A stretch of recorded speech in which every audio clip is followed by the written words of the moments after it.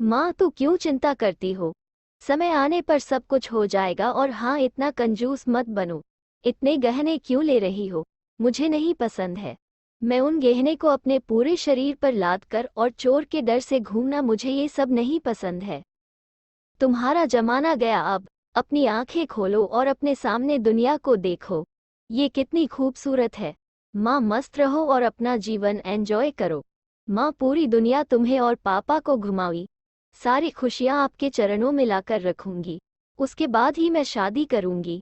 मैं एक बेटी हूँ तो क्या हुआ, मेरे भी जिम्मेदारियां हैं। अब मुझे सिर्फ अपने करियर पर ध्यान देने दीजिए। चिंता मत कीजिए, समय आने पर सब कुछ हो जाएगा। नंदिनी बेटी अपनी माँ की माँ बनकर अपनी माँ को समझा रही थी। लेकिन चेतन शांत था, क्योंकि वो जानते थे कि नंदिनी खुद लाखों का गहना है। नंदिनी विवाह योग्य हो चुकी थी। नंदिनी की माँ कादम्बरी उसकी शादी के पीछे पड़ी थी। आखिर वो माँ थी ना, आसपास के रिश्तेदार थे ही जोर देने के लिए। लेकिन नंदिनी अपने पैरों पर खड़ा होना चाहती थी, इसलिए वो शादी के बारे में नहीं सोच रही थी। इसलिए इस फालतू की चर्चा में उसे कोई दिलचस्पी नहीं थी।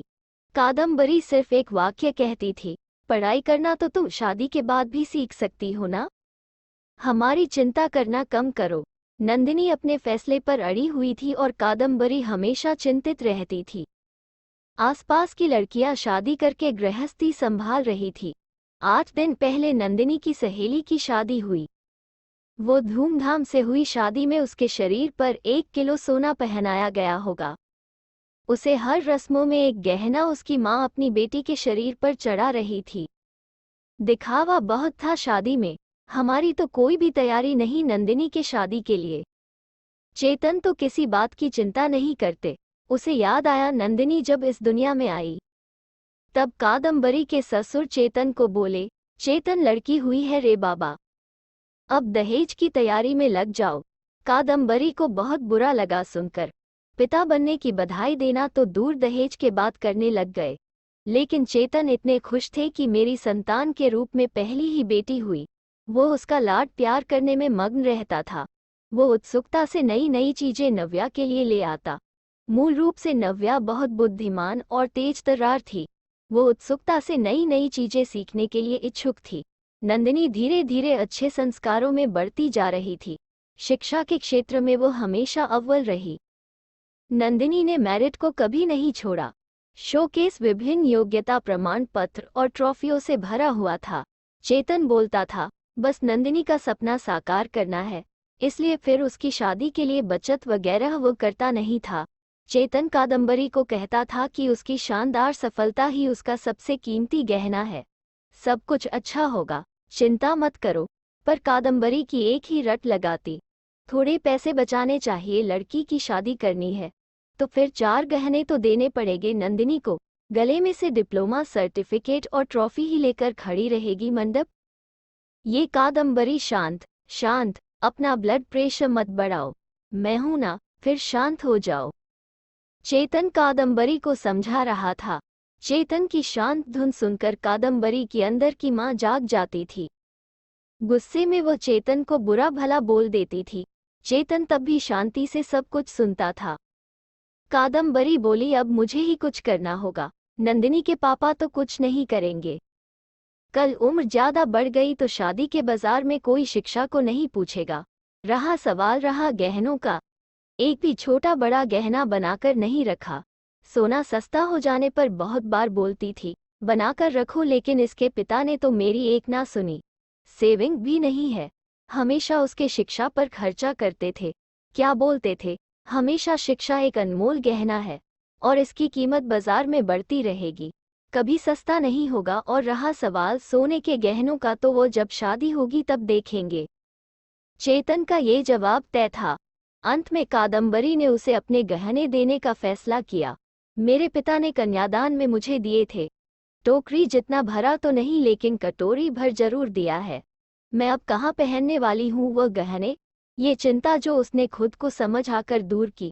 जैसे जैसे दिन बीतते गए नंदिनी ने अपने स्मार्टनेस से पोस्ट ग्रेजुएशन पूरा किया।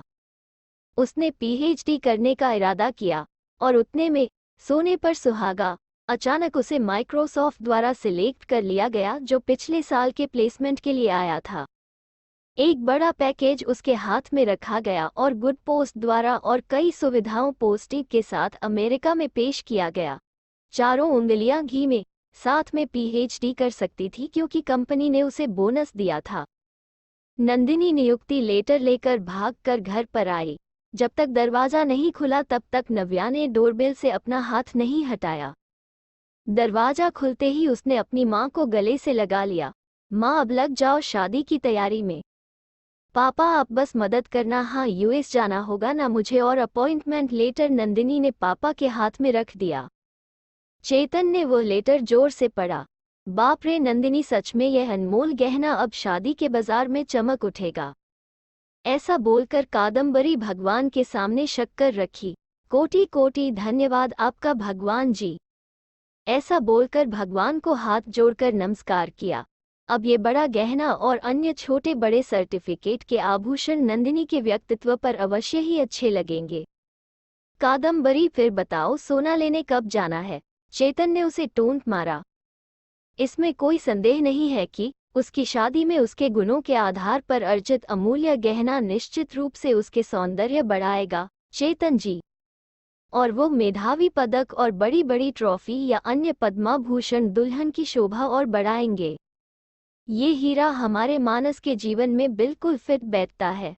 चलेगा ना आपको? दरवाजे पर शर्मा फैमिली खड़ी थी। अच्छा रिश्ता नंदिनी के लिए चलकर आया था।